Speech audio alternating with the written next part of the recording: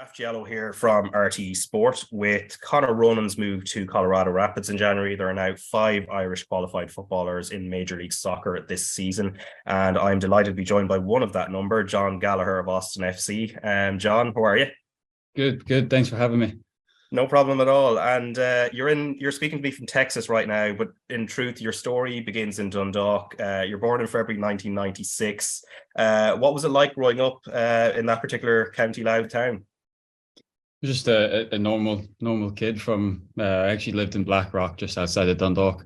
Played for my local team, Blackrock, and yeah, just normal kid. And then my dad got the opportunity to go abroad. He was working with Guinness up in Belfast, actually, and then had the opportunity to go abroad, and it was actually to Jamaica. So big change for us. And we took it. I knew no different, just being so young, and yeah, it was easy for me.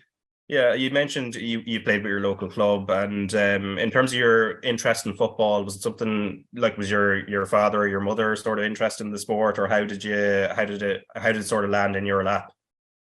I think I always just had a football, as soon as I could walk, had one at my feet. My dad grew up playing rugby. My mum's side of the family played a lot of Gaelic, so there wasn't a whole lot of football, but I just gravitated towards it. And you know yourself, like being from home, it's either Gaelic or football. You live and breathe it. And so I was playing, whether it was with my mates or just with my team or in the back garden. I always had a football at my feet. You mentioned Jamaica was one place. I think there was Singapore, the United States. Was it a wrench at that age? Obviously, at certain ages, if you're at a certain age, like when you're 8 or 9, sometimes you just kind of go with the flow. I presume it was like that. Yeah, the first few were easy. It was pretty much like 2-3 years at each place. So every second, third year you were moving. So it's tough. I'd say when you get a bit older, teenage years, you're a bit more moody towards your parents and you let them know what you think of it. But it gets tough when you make friends at that age, and then you've got to move and start over. But as cliche as it is, like, football was always the easiest way to integrate into a new place. So my dad would always, show me where I was going to go on trial, where I was going to, try play, and from there it was easy to make new friends. Yeah, and as you said, football is a great way to, I suppose, meet people, and then obviously it's a great outlet as well. But in terms of I suppose, obviously you've got to a level where you're a professional. As a child, did you kind of realize that you had a gift for it quite early on, that you were pretty good in comparison to your peers in all these different countries? Yeah, I'd say, like, I knew I was good, but I always felt there was a big difference as I got older to back home in England. Like the academies, I'd see players that were going on and seeing how well they were doing that I'd maybe known in the past. And it felt like I was kind of getting out of touch with that, and the dream of playing professional football was kind of slipping away. So that's when at 15 I moved back by myself and went to boarding school in England, and then from there I had a couple of trials at certain places. So yeah, it was always trying to chase the dream. I never felt like it was ever close. But at the same time, I always had belief, and I gave myself no other option but to try and make it. So. Yeah, and as you mentioned, going to England on your own at 15, which country were you living in at the time when you made that move? I was in Singapore, and at that age, like, I was already playing with men like that to get pushed as much as I can. I was, I guess, outgrowing the competition, just given, like, it's a smaller country and football's not as developed there. So me and my dad made the decision that it'd be best, if I want to chase this dream, to go back and try get in front of some professional clubs.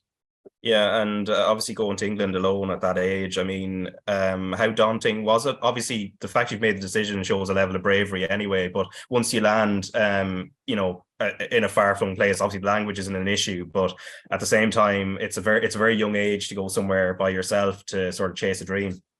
Yeah, it's a lot of pressure because on one hand, you've got to grow up a bit sooner than most. And on the other hand, you're afraid of disappointing so many people that obviously, my parents giving me the opportunity, spending their money to have me go over there and live by myself and chase this dream. You don't want to let them down. So it's yeah, I had to grow up quick, and it served me well in the long term. But obviously, yeah, as you said back then, it was daunting, and it was, in the back of my head, am I going to make it? Is it just going to be for nothing? Yeah, and the trials were Newcastle and Blackburn, I believe. In terms of actually getting a trial, like how does that process work, especially with these like big Premier League clubs? Yeah, I mean, both of those were just from Blackburn was just, I think, a scout had seen me play on a Saturday at my boarding school, and then the Newcastle one, they actually played against us in Singapore for a tournament. And I think I scored like 2 goals against them, so I'd done pretty well. And they said, yeah, if you're coming back, let us know. And we got in touch and went over there for a week or two. Yeah, But nothing came of it, and that was another disappointing thing. So yeah. And what's the experience of those trial matches like, or how do they put you through your paces? I mean, to gauge, I suppose, your level. yeah, I just went training with them for a week or two. I think Blackburn was like 3-4 weeks. Just lived in the digs with other kids and that were on the team. And yeah, I played in like 1 or 2 friendlies. And yeah, nothing came of it at the end. Obviously had to get the bad news that they weren't really interested. So Yeah, and do they give like valuable feedback, or is it sort of just as you said, okay, we're you're not for us, or is there some advice or something that maybe does come out? Because obviously they're dealing with a lot of kids, and maybe just through pure numbers, it's almost churning it out. But so it might not be helpful to you as a player who's sort of been let go from that situation. yeah, it's tough, like you don't have much to really to listen to them after they tell you, we're not going to keep you on, because then you've got to process that. But I was told a lot of the feedback was that I was too small and not physical enough, which I was at the time. I think that a lot of players have a different path to get to where they want to be, and some might mature later than others. So 17, 18, I probably didn't physically mature till I was about 21, 22. So yeah, I agree. Looking back, and I agree, I was too small. I wasn't physical enough to keep up with the pace of the game there. And at that age, it's tough to take a chance on a small kid like that. Yeah, but then your journey takes you to the United States and to a scholarship in Notre Dame. So how did that come about? Yeah, I was literally on the train back from Blackburn, and obviously had to stomach the guts to call my dad and let him know it don't go well. And he was like, well, why don't you try go overseas, go to America, get a education and play? Because obviously back home, you don't really get to choose both. You either go one way or the other. So I was apprehensive at first, but then I thought, you know what, he might have a point. Like, I can go get a good education in America. Obviously the colleges are very good over there, and still play football. Had no idea how the standard would be or what it was like. So I literally went back to my boarding school, went to the library and typed in like top schools and a list of top 25 schools for football. And I just emailed each coach, got a reply from maybe 4 or 5.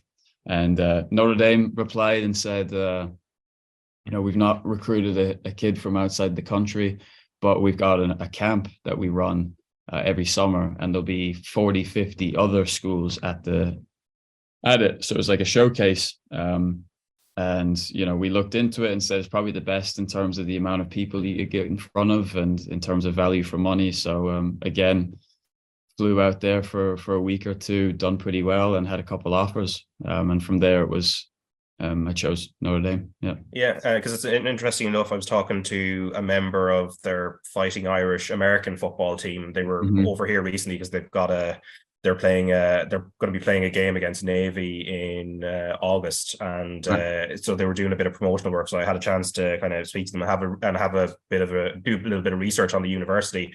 And I presume with American football, you can see the pathway towards the NFL and the way it works, because it's very structured. How does that work with soccer? Because obviously here in Europe, whether it's in Ireland or whatever, it comes through academies, or there's other, through scouting or whatever to go up the ladder. The US system is completely different to that, though. Yeah, it's very very unique, but it is quite similar to the NFL. If people understand how that works, similar, you declare for the draft, and if you do well enough in your college career, you hopefully have a chance of getting picked, and that's just pretty much how it went for me.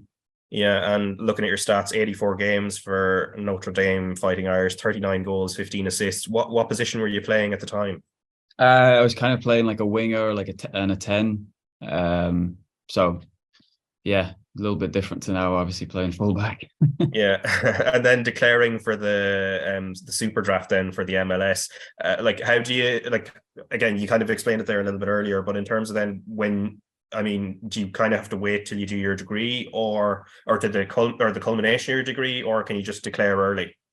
So you can go in early, but you have to be offered from the league. They call it a Generation Adidas contract, Okay. and that allows players to sign before the draft and basically sign for the MLS, not an actual team. I had the opportunity to do that after my third season there, but I thought, I've only got a year left of school to get a really valuable education. So as hard as it was to say no, I held in there, just thinking long term, and probably picked the safer option. And who knows how it would have gone, but then from there it was finish out my degree and go into the draft and just wait for your name to be called. And what was the degree? Business, finance. Okay, yeah, and Yeah. then obviously you make the step up to that professional environment in the MLS, and initially it's Atlanta United and their second team. Like, just how big a difference was it then to go from, I suppose, the college system and the previous experiences you'd had with trials in England, and then into within an MLS franchise? Yeah, you're buzzing to get the opportunity that you've worked so hard for, but you're starting from ground zero. You get thrown into a professional team, and the team that we had that year was obviously the winners of MLS Cup, so really talented group. Joseph Martinez won the MVP of the league, and Miguel Almiron was amazing. Obviously, seeing what he's doing at Newcastle now, so it wasn't exactly easy competition I was up against. So yeah, it was tough. I was training with the first team a lot and not getting a lot of minutes, but thankfully they had like a reserves. I guess you could so call it what's most similar to back home. And that just is like basically under 23 football, where you can go get games in minutes. And that was great for me because not a lot of MLS teams back then had that. So still gave me the opportunity to play.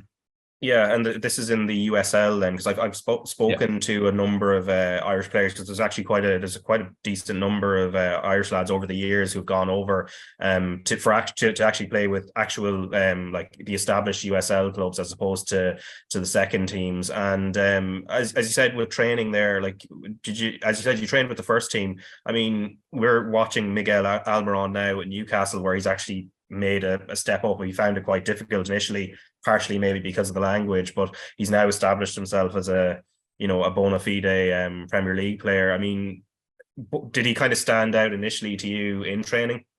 Oh yeah, he was amazing. He was so quick. He was quicker with the ball than without. And you obviously see him now, like he runs his socks off, and really honest player. So it was fun, obviously trying to learn from him. But yeah, he was definitely a step above most people in the league.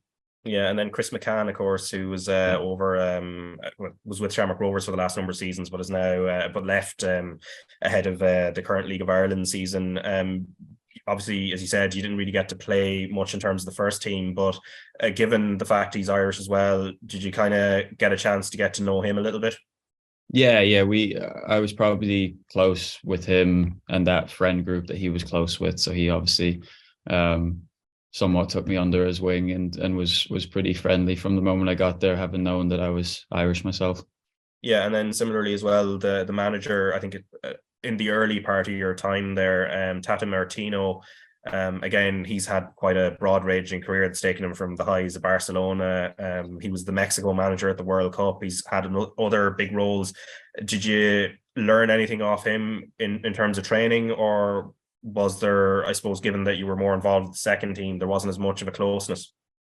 No, he was really, really I guess it was a unique experience playing for him because he's so different to any coach that I've worked under in the past.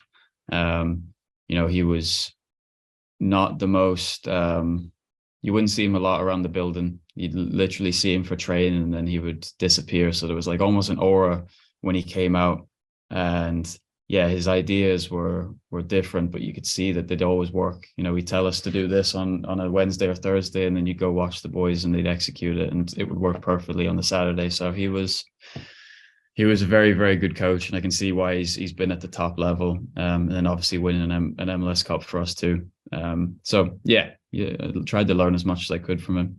Yeah, and then you went on loan to the Scottish Premiership with Aberdeen, who were, of course, very historic club, famously one of the few Scottish clubs to have won a European trophy back with Alex Ferguson in the early 80s. And how did that move come about? Was it something you pushed for? And how did you find the experience in Scotland then? No, I didn't push for it. I was on the bench for about 8 or 9 matches with the first team and not really getting any minutes.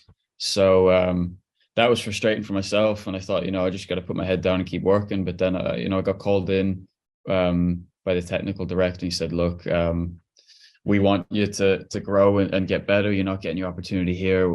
Aberdeen have reached out about you, and I think there'd be a good chance we could get you on loan there. They want to do it, so." They're literally starting preseason, and it was like 10 days or something. So it just happened so quick. I got sent there. I'd already been in the middle of the MLS season because they don't line up. So I was fit. I go into my second preseason of the year. It was tough, but no, it was great experience there.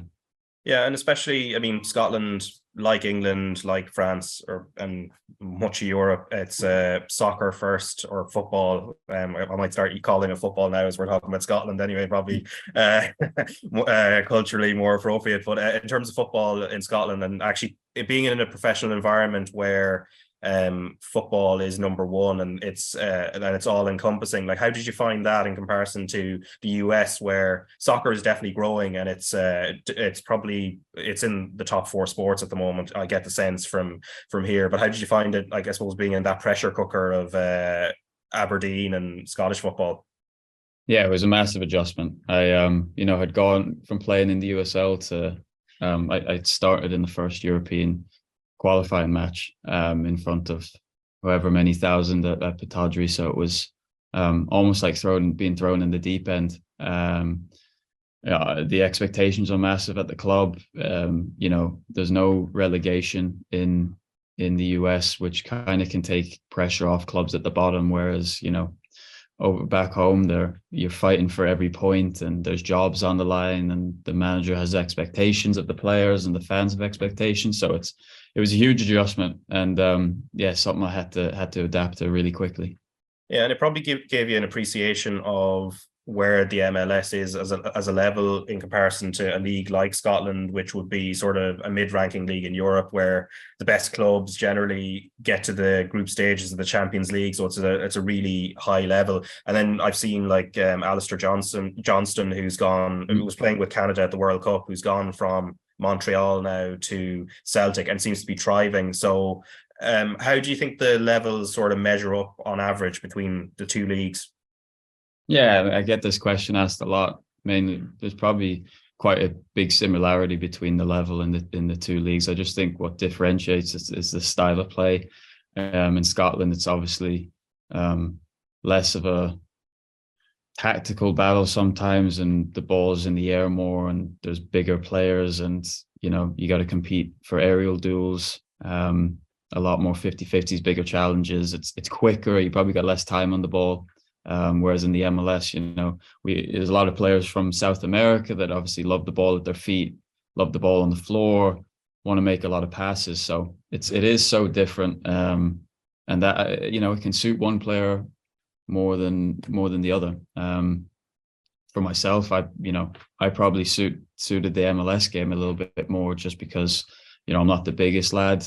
I was competing for balls in the air against 6'4" centre backs in Scotland, which probably wasn't the best thing for me. So, yeah, and it seemed to be beneficial in terms of once you returned then with Atlanta, you were pretty much back straight into the first team, and then the ball went rolling from there.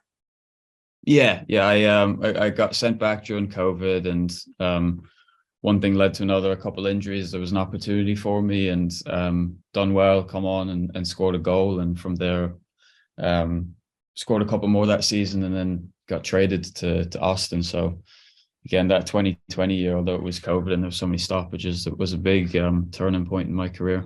Yeah, and that Austin move is a couple of years ago, 2021 now, and they're obviously a new club in comparison to, or a new franchise in comparison to some of the more established teams in MLS. And as we've seen, the likes of Inter Miami and others have come in, and it's really spreading. What was it like joining a relatively new outfit?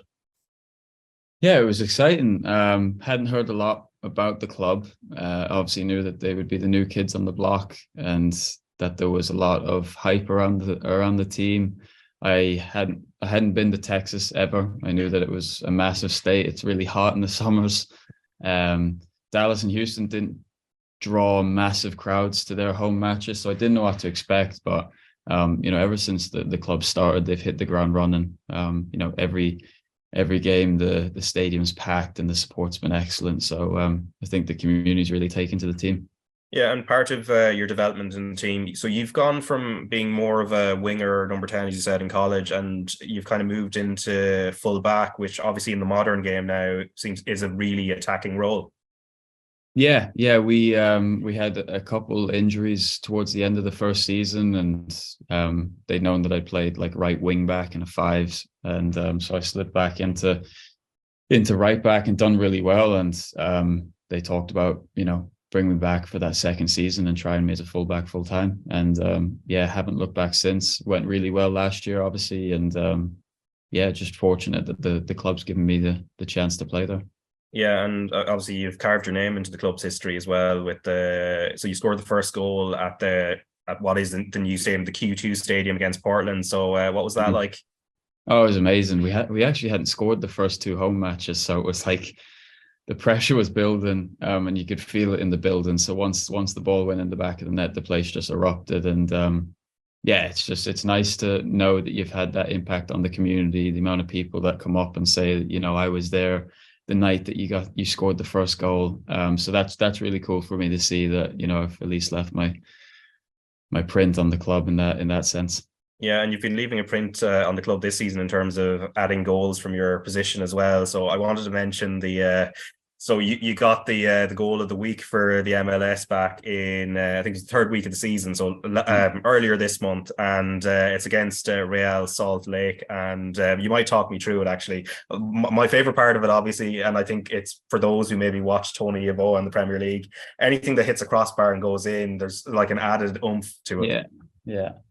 No, it was I kind of dribbled my way into pressure and didn't have any options, so I thought I'll take a crack at it. And it was on my left foot as well, so my weaker side, but I struck it nicely. And as I was kind of like wheeling off, I said, oh, this has a chance of going in, and it hit the bar and went down. So obviously it makes it look a bit sweeter. So it was nice. Yeah, and the thing of adding goals to your game, obviously you scored again then against Colorado just the weekend just gone, albeit there was a VAR review first, so you probably had to hold the celebration in for a little while. But is that something that with it between yourself and your coaches, it's something you've just been looking to add to your game, and now the fruits are coming?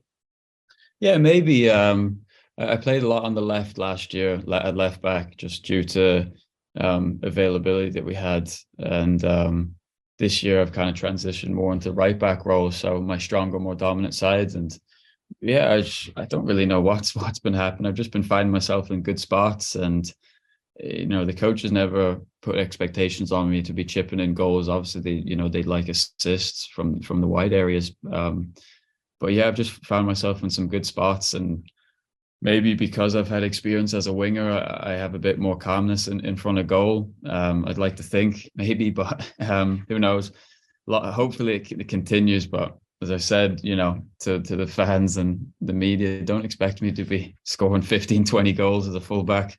Yeah, and as you said earlier, like when you were doing trials with the likes of Blackburn and Newcastle, and they're telling you obviously you're too small at that particular age. But as you said, like a lot of footballers, because actually there's been some massive names in the game who have been told that exact same thing, and then they find themselves having legendary careers. You're now 27, which in terms of the traditional age of a footballer, it's sort of your peak years? Like, do you kind of feel you're at that peak now, like both physically, mentally, in terms of experiences as well? Yeah, I mean, I'd like to think I'm getting close to it. I definitely say I've been a late bloomer in terms of my development. As I said before, I think everyone has a different path to reaching that level, and mine just took a little bit longer and was maybe the path less traveled. But yeah, I'd like to think that as I've kind of solidified my best position maybe on the pitch, albeit that I can play in numerous positions, I feel like I'm definitely on the upward trend right now and playing good. So just hopefully keep working hard and it continues. Yeah, and obviously, as being a professional sports person in any big city in America, I'm sure there's a lot of attention. But in terms of being a soccer player, in whether it was back in Atlanta or more so in Austin, what's it like living, I suppose, within that environment? And can you sort of kind of go around with a little bit of anonymity from time to time, or is it are you kind of mobbed by supporters wherever you go? No, I wouldn't say mobbed. I'd say that the more I've scored and the more I played, the more I get recognized. Just because we're the only professional team in town, so there's a lot of attention on us. But people in America are so friendly about it. They'll occasionally ask for a picture, but most of the time they'll just say like, we appreciate everything you're doing for the city and whatnot. So no, it's been really nice, and I love living here. Yeah, and in terms of keeping up with what's happening in Ireland, obviously we're talking just as the international break has ended just after France came here to Dublin and won 1-0 in the Euro 2024 qualifier. I mean, do you kind of obviously there's a massive time difference as well where you are, and obviously you have commitments in terms of training and everything, but is it sort of appointment viewing for you whenever Ireland is playing? Yeah, I always watch it's always on ESPN here, so it's easy to view, thankfully. And it's usually right when I get home from training around 2, 3 o'clock in the day. So I've been watching and keeping tabs and obviously supporting from afar. Yeah, because I know you've sort of an ambition as well to actually wear that green jersey at senior level at some stage in your career. I mean, playing in the MLS, and I suppose the route you took, has it kind of felt a little bit out of sight, out of mind overall up to your career in your career up to now? Yeah, definitely. I mean, who wouldn't want to play for their home country and represent, my family, the people back home? It would be an honor, but it's not something that I'd expect or ever, expect to just be handed to me. Obviously have to work and do well as I am now, and make a name for yourself, which I feel like I am in recent years. So yeah, I mean, MLS is a bit far away, and hopefully with the league growing, we can get more exposure and maybe catch the eye of someone. Yeah, like you wouldn't feel the need like to move to Europe in that case to sort of make your name bigger in terms of attracting the attention, whether it's Stephen Kenny or whoever's on the Irish staff, or in terms of scouts. Like, do you feel like with the league is at a certain point in the US that that dream is actually possible from where you are now? I'd like to think so, but I don't. I wouldn't have the answer for that. I don't know what they're thinking. As I said, I'm not expecting anything. I just know that if I play well and can contribute with goals and assists and good performances, that you hope that you're being watched, or at least they're keeping tabs on you. And am I right in saying when you were eligible for the under 21s, there was an opportunity there at one point, but it got scuppered by injury? Yeah, Noel King, like he didn't. I wasn't called up per se, but he'd spoken to me. He came to watch me train. Like when I was back home one Christmas, I joined in with a team, and he said, "Let me just get eyes on you." And then he invited me into a March camp, and said, "Come train with the 21s, this and that." And then I broke my ankle like 10 days before in first preseason as a pro. So never came to fruition, and nothing came of it after that, unfortunately. Yeah, and in terms of like even just outside of football, have you been back home since you left age 9?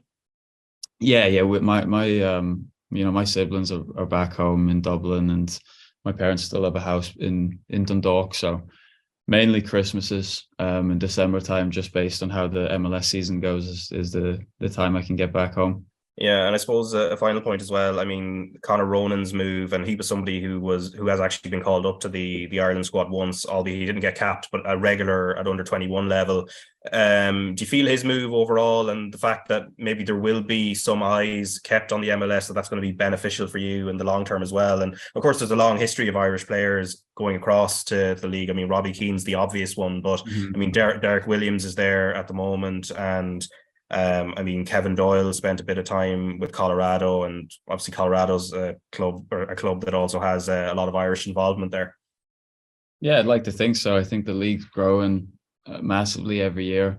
There's a lot of talent coming from South America and more from Europe each year. So the standard's getting really good, and it's harder for players like myself back then coming from college to even break in now. So, with more better players coming from these big markets, you hope that the standard increases, which it is, and it's growing in America too. So I think it has a Yeah. very high ceiling.